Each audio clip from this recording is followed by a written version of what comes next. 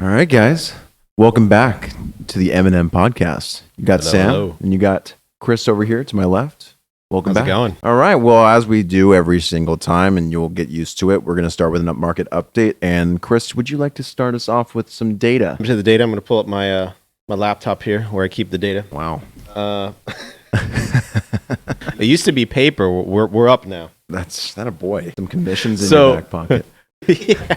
So we'll hop on. Let's talk about for sale versus sold. So again, those of you who've seen our last works, we primarily look at data in the Sacramento, Placer, and El Dorado counties here in sunny California. Let's talk about what's been for sale. Right now, it's the 23rd January. So we're looking at data up to yesterday. So it's pretty recent. The first of the month up to the 22nd. For sale, we have 2,231, which is actually down about 15% from last month, which is last month we're looking at that same time frame, December 1st to December 22nd. So that in mind, that 22nd, that's an interesting date because we're talking about seasonality here in the market, Yeah. right? It's right before Christmas. Yeah. So people are either in the position usually right around then where if they've got something that's already been listed or they're thinking of transacting, they want to get it done immediately right before, or they're going to set it up in a way where they can do it right after, Right. Yeah. or they're just going to wait. Everyone, I mean, I had one where it was like, it's nearly impossible to close on the week of Christmas. It was either right before New Year's or go into the month of January. There was Right. really no in between. If you're selling, not only are buyers probably not going to be out and about, they're going to be doing holidays, but also just people in the industry itself. You've got, loan officers, title agents, all of them are people too, and they would also usually like a holiday. So Yeah, that's kind of a known thing in our industry. I mean, I was not this type. I was not within this demographic of folks in our industry, but it is very well known that during the holiday season, really when it comes down time to Thanksgiving, agents tend to slow down a little bit. Usually it's the people that's been around for a long, long time, and it's more of a, I've been through this, I can get through it, I'm okay with it type Right. of mentality. But we're in a position, we're grinding all the time. 'Cause Exactly. We gotta do it. We Gotta gotta do it. we gotta differentiate ourselves from the rest. Duh. exactly. Being young in the industry, we talked about that last That's cast. right. If you want to yeah. check that out. Mhm. Next, we've got something interesting though, I thought. So same time frame, right? We're this month of January up to the 22nd. And this is Last from month. the beginning of the month to Correct. the 22nd. Okay. The yeah. first to the Mhm. 22nd of this month. Looking from the 1st to the 22nd of last month, December. So again, holiday month, right? We're actually down about 50%, 47.2% of sold. So Interesting. right now we're at 494 sold in Sacramento, Placer, El Dorado County, compared to almost 935. That communicates something. I have a theory. I bet that number is going to decrease quite considerably once we get the month over month completing January. Right. Because I think a lot of things that happen, the loan officers, the few people that are doing business right now it's really been, like you're saying, like right after the holidays, and often it's usually a closing at the end of the month. Escrow company is usually the most busy at the end of the month. That's something to consider. So, I mean, there's got to be a good amount of closing in order to bridge that gap. Yes. So I think it's just really comes down to normalcy again. And like I was talking to my dad, he's been in it for 40 years, and this is the norm. The biggest norm was, it was always well known in the industry as November, December, January, and February is kind of the lull months. I mean, there's business to be had sometimes, but it definitely slows down a lot more. So I think it's Right. just the reality of things happening, interest rates shifting, people coming to reality. It's interesting because I have that data. I'm sure some of you may have seen the mortgage demand increased. It was reported on January 18th that mortgage demand increased by, I believe, 25% per CNBC, which is interesting because I think that's a national. Obviously, it could be very well case by case depending on where you're currently shopping or working with or working. But I thought that was interesting because that was going around like crazy. I think Right. that buyers are slowly coming out of the woodworks because I actually did an open house over the weekend and there was good traffic, and I was in Marysville. Yeah, so that's a little out of the way compared to our more metropolitan areas. Yeah, it's slower, but I think there's a lot of opportunity, and I think people are seeing that, and they're slowly getting out there. I think people are applying more, but they're in more so a position where they feel like, okay, I can take more time to think it over. Right. Because the majority of people I was talking to over the open house was pretty much, a lot of them weren't even pre-approved. They've been looking for quite a while, and they've been waiting for, because prices have seemed to kind of like settle a little bit. They very well could go a little bit more, but I don't really see them going down considerably a lot more because we did see 6.2% year over year depreciation, which is it's a good amount, but based off the 20% prior to the year, I like those numbers because that's normalcy because we should be seeing an average of 2 to 5% in order to at least hedge inflation because usually inflation is around 2.25%. Which right now it certainly is a little above that. Last time we checked inflation, I think what was it? I think it was like 6.7. Right. I can check inflation. I forget you can just check these days. That's right.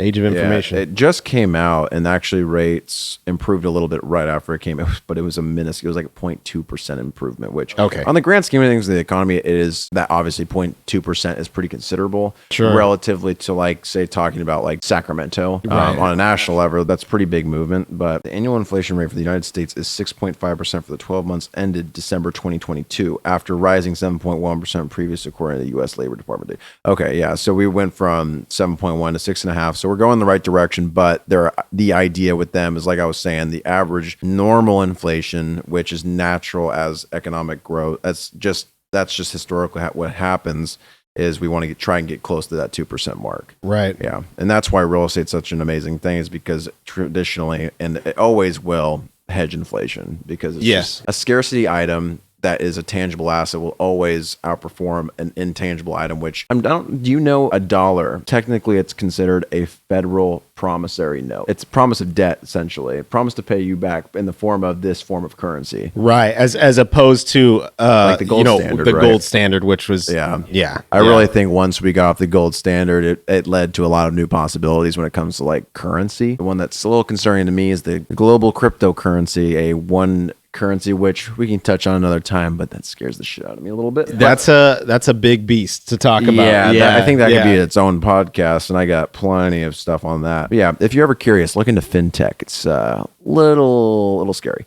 But anyways, open house traffic for me, it was pretty good. The people that I spoke to were a lot of people that have been in the market, but they're not quite ready. Maybe their pre-approval came out of time frame or what have you. But people are starting to come back into the interest level because, as you know, it's just like sometimes it was just like, nope, it's on fire. Like, I don't want to deal with it. Like, because we see what's been preached on the news. Yes, exactly. To your point, I think I've seen the same things when I'm hosting open houses as well, where I'm getting a lot more, like you said, people in that camp that they're coming out of the woodwork. They're going to houses. They're just seeing. They're usually not pre-approved. Don't exactly know what price point they're looking for. But when I have conversation with them, and I always will ask certain questions just to gauge where they're at. Which you're very good at doing, by the way. Well, thank you.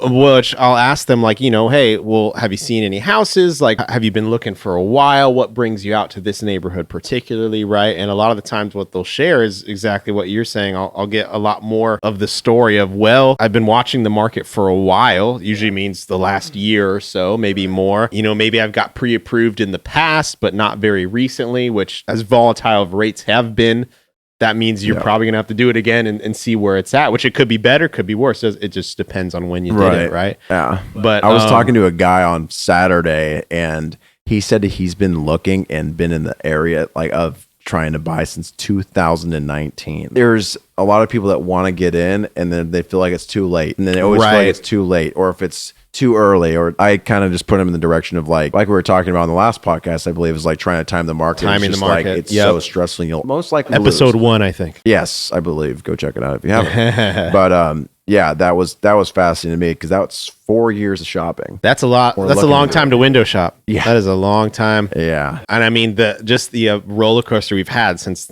2019 to now is pretty crazy. Yeah. So that being said, that is timing the market in a way, getting into that mentality of, I think that is what we're seeing from buyers who they don't know. They're just trying to figure it out. Right. So they're doing the right thing. They're going to open houses. Timing the market to a point of which understanding where we are economically on a national level is important because people are starting to realize that inflation is getting better. Therefore, we're in a position where we're in the midst of a recession, maybe going into something that's less transitory than which was claimed previously. And people know that having a tangible asset, and usually during a recession, is usually one of the best times to buy. So people have that inherent knowing in their brain. And I think that's what's sparking more like, okay, rates are higher, but knowing that historically, I like to not lose out on my opportunity. But there's no perfect time. And I think that's what we want to articulate. There's not absolutely like there's not like January 29th. at 11 a.m. is when you need to lock your loan. It's going to be the best for that day, and it's going to be the absolute bottom. Like, there's no real timing in that. No, like no. That's a little, that would stress you out more than anything. Well, I would say too, it's like, I always look at it this way, where it's like, there's always going to be two axes. Is that a plural for axis? Yeah. Two axes of when you're purchasing the home. And it's like, I like to describe it as, okay, there's the market axis. You can learn all the data about, what we try to share with you guys as far as rates go, as far as what the market is, if we're having price reductions, anything. But then there's also just the U axis, where no matter what, it doesn't matter what market in, you're still going to need these key things to get into a home. Right. If you're going the loan route, which is, I need a down payment, I need to figure out what rate's going to work for me, what monthly payment's going to work for me, what all that. So really, in my estimation, that U axis is always much more important than the market. I agree. I agree 100%. It's at least, if anything, it's 75 to 80% of importance in my book. Because, just to give you, I guess a silly example, it's kind of like, well, let's say you had a house. It was, in our market, a good median price range would probably be like, in our area, 500,000, let's say 600,000. Let's say you were in a position where you had a 20% down payment, your credit score was 740, you're at a perfect, it's just like everything across the board. Mm-hmm. You're just perfect at getting this loan. Yep. You can handle the monthly payment. You've got stable income. You've got proof that it's stable. You're not as much worried about where that market is in that position because that U axis is so strong, right? It's just you have what you need. Of course, I'm not saying everyone's in that position. A lot of people aren't, right? That's why they're utilizing I'm glad you brought that up because I'm actually, like I was telling you before, we just wrote an offer on, it hasn't gotten accepted, but hopefully it's a pretty sizable purchase price, but they're the kind of the move on uppers. They sold their home to purchase another one that's larger. They have a situation where they have stable income. Of course, a payment's a factor. We're doing whatever we can to get that rate down to help their payment. However, they already communicated to me, it's like, Sam, I understand that rates are going up, but we don't really care. We trust you, but it really comes down to finding the right property, but they don't really think about timing the market because it's not about that. Getting into the market, it's kind of the prophecy of the best time to invest was yesterday. You know what I mean? It's like, at least you're getting in, and over time, you can look at any really asset that you trade, like gold, Bitcoin. At the end of the day, if you look at it, it's really, as long as you're in it, as long as you're making an informed decision, don't buying some random altcoin that you're grandfather's uncle's sponsored YouTube friend was pushing her NFTs. Those are ridiculous. Those types of things, but true tangible assets, the things that have historical appreciation levels, be able to see what people have been able to do with it, stuff like that. So I think the perspective of buyers is like that because most people, like you're saying, stability, and they're looking for their home. They don't really think about the perfect time. Exactly.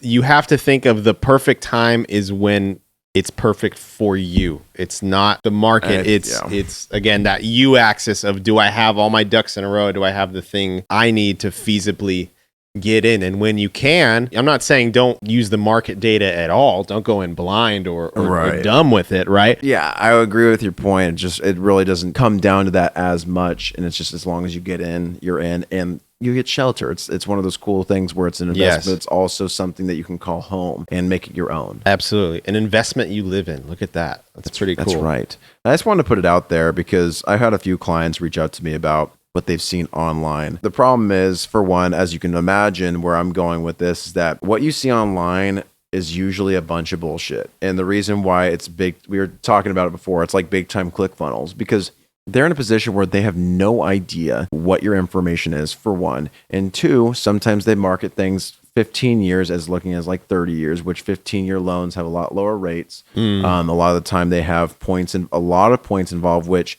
say, for instance, you see a 5.5%, 6% rate showing 2 points. That means it's 2% upfront fee of your loan amount. So if you have a $400,000 loan amount and there's 2 points, you have to pay an additional $8,000 on top of your other closing costs that are involved. It's very disingenuous. And also the crazy part is, like, especially with jumbo rates, sometimes they'll put out what other banks lend to other banks at, which is not available to a consumer. The closest you can get to that is me, which I go straight to wholesale, which is essentially what a traditional US bank gets from said bank. So it's right. It's not a bank to consumer. It's a bank to bank rate that they're advertising as you as the consumer could possibly have, which is I'm still not going to be misleading. getting Yeah. what banks get because there's still margins in play. We got to make money at the end of the day. We're Right. a business. But I just want to throw that out there because there's a lot of confusion because Google is not your friend when it comes to mortgages. There's some good data out there on real estate, but I always recommend talking to someone who is in it, boots on the ground daily, Yes. someone that does it daily, and someone that actually has your information and knows and has the options to be able to give you the best options because it's in our best interest to give you the best. Granted, of course, there's a position where I don't talk compensation that much, but most of the time the banks just pay us and it's factored in. Right. It's either that or you pay us commission straight out of pocket. So it's a different play. But I just wanted to throw that out there. It's a bummer because a lot of people get click funneled and then they get all their stuff figured out. They waste so much time. Here's another thing I've actually spoke about with a client is they were working with an online lender. They quoted them this super low rate. And I was like, right off the bat, I said, it's bullshit. But they didn't believe me. Yeah, yeah. And they went through it. And guess what? It was not ever locked. So it was in a position where they said, oh, the market changed. This is actually your rate.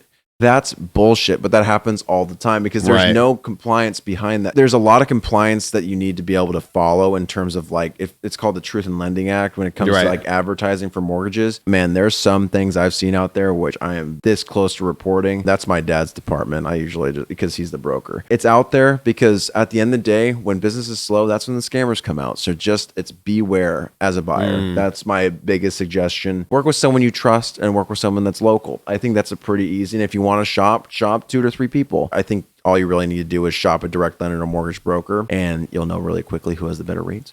But I recommend that because I think it's also very important who you work with because if you don't trust the person you're working with, same goes to real estate. Like, absolutely. I mean, like Same if you're exactly. working with a guy that is just like a guy that's listing your home and it's a discount broker and he just doesn't really like he sells that. It's a different type of game. I've heard some horror stories there too. Oh, discount brokers. Oh yeah. The wonderful the world. 1%ers. The one.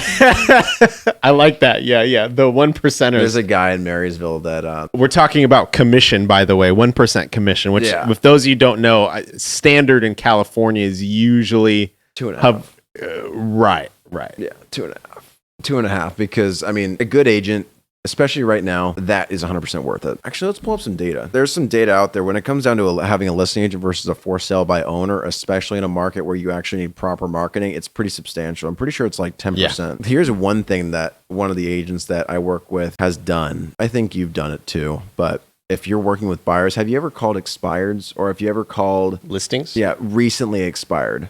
Yes. Because that was kind of a thing during when supply was really low. Yes. One of my buddies did that. I thought that was genius. Oh, yeah. Like, he's like, I know you got it off. Was there a reason? Obviously, if it was like, we just don't want to sell by. The thing that my listing agent didn't go well, it just wasn't done properly, which if you couldn't sell it during that time, that's pretty brutal. Like the 20 to 21. Happens all the time, unfortunately. But it does, especially if you... Even in those times. Yeah. I mean, the worst is when you see listings with 2 pictures on it and it's over $1 million. Have you seen those? Yeah, that's funny. There was one, and they're taking on their iPhone.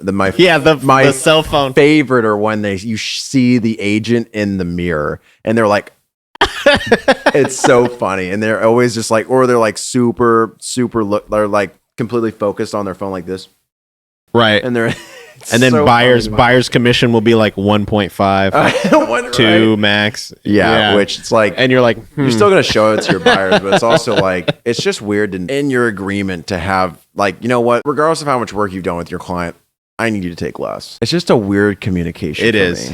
It is. It's probably because that's how they got their listing. But if that's how you got your listing, it was predicated just based on how much you're getting paid, you didn't represent yourself correctly. Absolutely not, because and it's value. You're not going to provide a lot of value either if you're folding like that. Unfortunately, people don't get that though, and I understand that. We all want to save a buck, right? But I think you also have to have the mindset of there is a cost to that is not money per se that you are spending, right? And when it comes to those discount brokers in particular that are listing your home, sure, they might give you the really good looking the 1%ers, as you say. That's a 1%. Good one. 1%ers, 1.5, 2%. Just assume they're not going to answer their phone. It's not going to happen.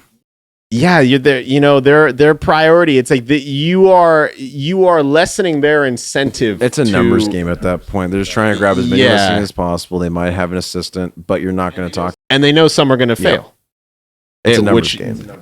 having that mindset is kind of buying just, like 20 scratchers that are like $1 a piece. It's like Right. one's got to pop. Sure. Yeah, exactly. But Yeah. you're letting all the other ones just tank, That's- which sucks, Yeah. right? Because then, you get a really good agent, which is why the expired listing thing that actually is great as lead generation when you're in a market like that. It's really at any market, it's Yeah. a pretty viable thing. I know guys who strictly will just call those or for sale by owners, or I can't imagine how many calls those sellers get now, though, right now, because I feel like that's been the biggest farm when it yeah. comes to like agents and farming your local area. It's like I've been called by 17 agents. I don't Today, know what the to last think hour. at this point. Everyone says they're amazing. Yeah, exactly. And they might just be, hey, I don't know, but it's just But I wanted to touch base on the like the commission type of thing, because I love this as a negotiation tactic, and I think it's 100% accurate. You have 3, but you get to choose 2. You want it fast and good. So you have fast, good, and cheap. Yep. So if you want it fast and cheap, it's not going to be good. If you want it fast and good, it's not going to be cheap. or if you want it good and fast. Or Yeah. did you already say that? But but you it's- pick 2. Because in reality, that's how it's going to be. I have pretty good pricing already. I'm fortunate in that regard, but I don't get paid shittily. I think there's incentive to it's that. a valuable job. It's a hard job at times. So I think, There's a you lot get paid fairly. You got to get paid fairly. There's a lot that goes into it, and it's a lot of the time. I mean, there could be times where you don't close things for a month or two, and that's something that we also factor in. Is people say like, you just made 20 grand on that deal. It's like, yeah, I made 20 grand in the last 3 months. You know what I mean? Especially being a new person, like that's pretty much every new agent, unless you got. I know a couple of people that have some really great connections because of their family or whatever, but sure. and I would use this same resources myself. But most agents, I would say 95% of agents, it's very tough their first year. Yeah. Extremely. Absolutely. I kind of want to boast about the cold showers. Move it. Yeah. We were talking about cold showers earlier. Is there anything else you wanted to pop in about the market? about the market? I think we covered it all. I think the miss- biggest thing with the market right now is if you're on the fence, what I've been saying, boots on the ground, is that people are coming back and they're starting to get pre-approved, and they are starting to get back in there. I really do think the springtime is going to be a springtime surge. And if you are financially capable and mentally capable, I would say sooner rather than later, because I think that this year's going to pose a lot of opportunity. I think we might see get it a tiny bit competitive again in spring. I don't think it's going to be as Healthy, wild. I think. Yeah, Healthily healthy competition, not 100K ravaging. over asking. Yeah, no yeah. contingencies in place. That's never seen the property in person. yeah. That I still can't get over. I think Bought it off a picture. I think we mentioned that like 2 or 3 times, but I still can't get over that. It's like Bought it by the 2 pictures. I like the way the agent posed in the bathroom shot of his cell phone with Right. the 2 in the listing. So Exactly. we went for that one. Yeah, I went for that Don't one. do that. That's right. But yeah, you were telling me. We have 2 different ways. We both. So it's funny he mentioned cold showers, which is a good topic we want to talk about. Yeah, that's right. We both do it in a way, but we kind of do it the opposite way. I might have to try your way. Yeah. So my way is I'll do it warm in the beginning, and then I'll absolutely mortify myself. And I don't know if mortify is the right word. I'll just go straight cold right after the warmth, and it's painful is the proper word, because I also live in the country, and it's usually cold in our house too, so it makes it even tougher. So I started with 30 seconds. I'm going on to 40 seconds. I'm trying to graduate up to 2 minutes and 30, which as of where I'm at right now is going to be tough, but I'm going to get there. Getting there. But seconds at a time. But man, I love it, just because it's like once you get out of the shower after that beat of cold to end it, it's just like this overwhelming warmth, and I mean, I love it. Yeah, it's a great. I think it's a great feeling. It's a great alternative to get energized in a way. I wanted to ask you: do you set like a timer on your phone or something like that? I count very loudly. I like that. Like when it gets to 20 seconds, 1 alligator, 2 alligator, 3 alligator. When it gets to 20 seconds, I'm yelling. I'm like, right. 21. I'm like, I am not. I scared the shit out of my cat earlier this morning, because he always my kitten, he always scratches at the door. Poor but kitty. like I cracked it open. He usually just waits for me because he's just strapped to the hip always. And you're just screaming through the bathroom. I kind of have a door where it's kind of translucent. Right. And I looked over and I just see him just bolt. Yeah, I was because it was painful. Because Dad's mad. Yeah, I was hitting my head, I was hitting my neck, but I was genuine because the toughest part is like it's so easy, especially when you're counting out, to just go faster. You know, when you like kind of like when you hold your breath, you're like okay, 1, 2, 3. Yeah, no. It's like, now you're like, that's not a second. That's why you kind of. That's why I was kind of like yelling. It's like 1, 2, because it's just like you're just. I don't know how to explain it, but it helps. For me, I gotta hype myself up. I'm also, I'm that way too with kind of the gym. I'm the same. So my way is a little different because you said, you go curious. You start in warm, you get it to cold, you start counting. Maybe I'm crazy. I do it the opposite way. I start with the pain and the horror right off the bat. Okay. Because you said the pain and the horror. Yeah. Nice. If you haven't taken a cold shower before, if you have, you'll understand. Yes, but it's like pins and needles. It's really not that bad. If you want to get into it, which I recommend, there's tons of literature about fantastic health benefits, and tons. Even if you don't mind that at all, it's just, I mean, it's almost like a cup of coffee. It's like shooting 2 espressos immediately. It'll wake you the hell up if it's the first thing you do. Absolutely. But I'll start cold. So I'm similar where my house, especially if I'm the first one, using the water heater, takes a while for my shower to get too hot. So I haven't gotten to the point yet where I'm actually counting, which I do want to get to that point because gradually I want to get a little bit longer at it. But I will essentially hop in the shower and I'll turn the nozzle immediately to hot, but there's still the time frame where the water heater has to heat up the water and actually get it to hot. So that water's cold right when it's coming out, but I will face it and turn it on and just right on me. Okay. Get it over my head, get it all over me. And I do a lot of what you do. I don't do counting, but it's a lot of you breathe hard. Yeah, I don't know why you like cold. Almost hyperventilate. Yeah, right, exactly. You've got to get air in you or you're gonna probably pass out or something. I don't know. But it's just an instant reaction. And you wake up and I couldn't tell you exactly how long it takes. It feels like 15 seconds, maybe 20 seconds to get it to warm. But I'm probably gonna try your way a little. I would probably try it the other way, just because everything that I've read and everything that in terms of like what I've watched, I follow a lot of fitness guys like C-Bum, those guys, the goat, exactly. Usually the most ideal is hot to cold. So in a perfect ideal situation is goes sauna to cold plunge. I've seen. Sauna to cold ice bath, essentially. Right. Yeah. So that's kind of what I replicate. And I just started it just because I always like to fast in the morning. The biggest reason for that is I'm not hungry. And 2, it's going to be more so. I love the clarity that you receive in the morning.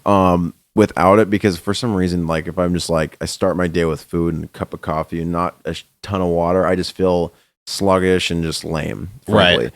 And for me, it's just that cold shower, man. What I was reading was the dopamine that it releases too, and also just the mental clarity that I get. Like I am just like, I feel like a Navy SEAL, even though it's like only 35 seconds, which people do it for like 3 minutes, which is impressive, which I'd love to get up to. Yeah. But obviously you got to start somewhere. Your body gets too adaptive and then you move up and up. Right. But the mental clarity, I feel like I'm sure you were saying, it wakes you up. And 2, the dopamine, what I was reading in the literature I was reading was typically with chocolate, you get sort of like a little bit of a dopamine spike, like 1.5%, but it only lasts for like eating chocolate, a couple seconds, or like sex. I think it's like a 1.5%.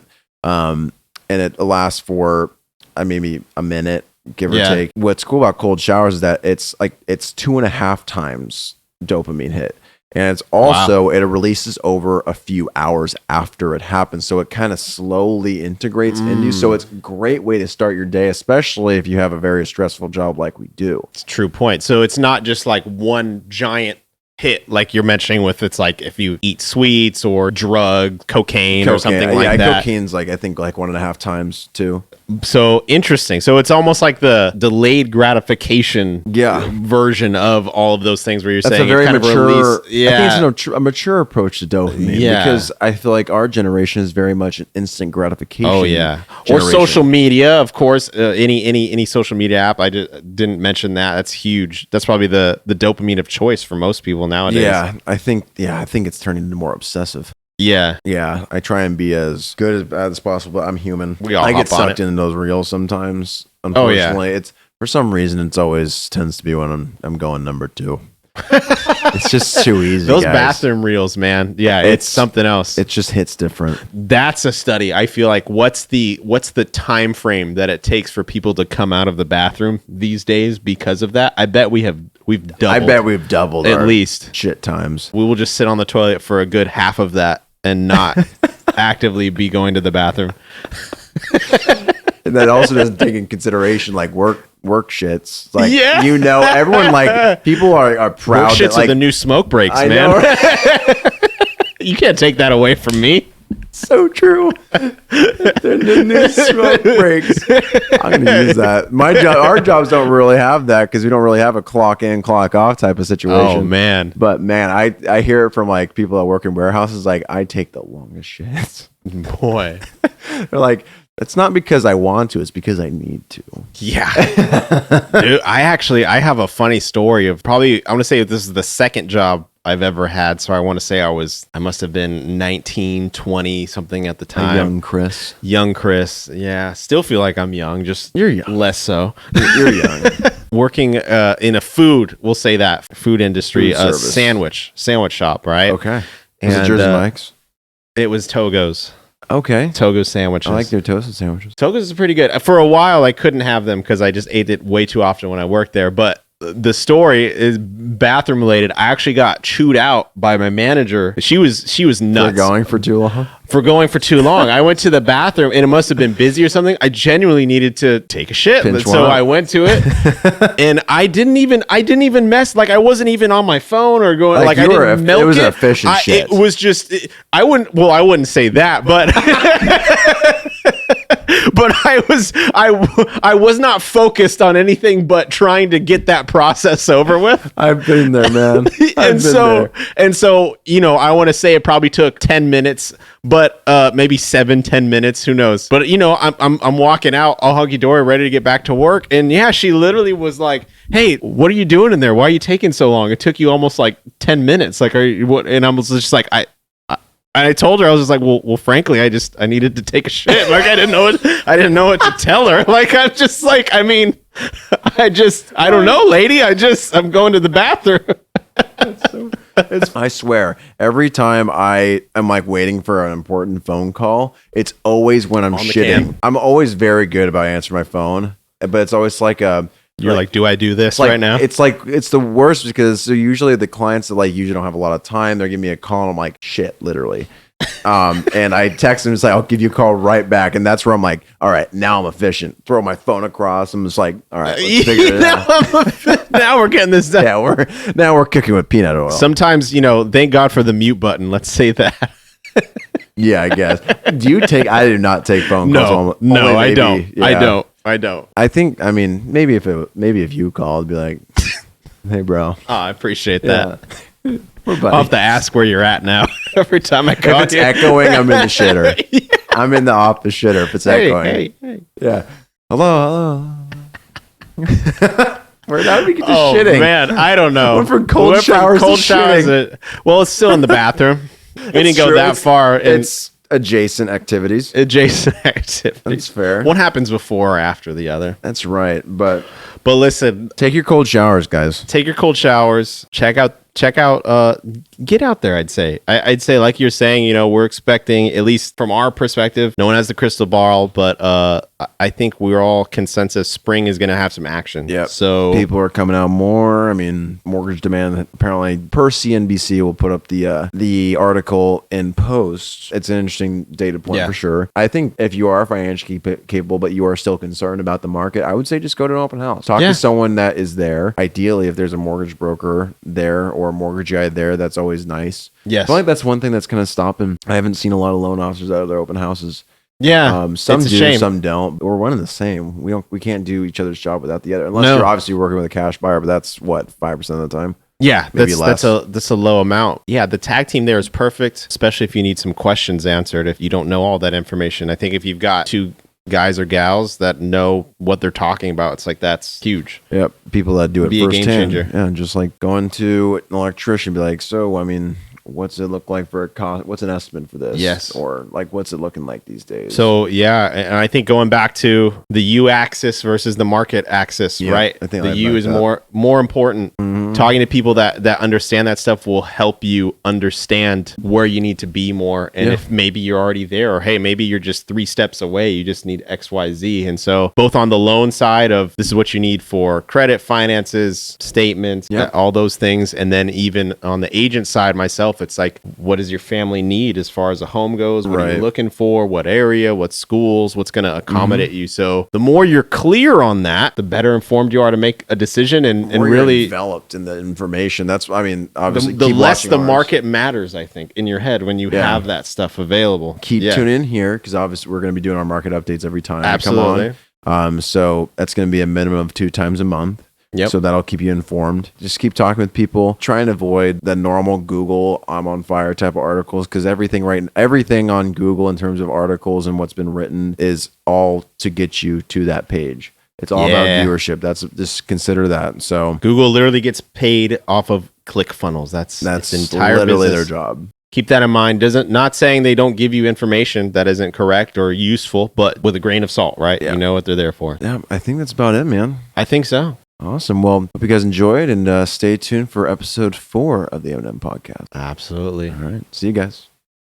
See ya.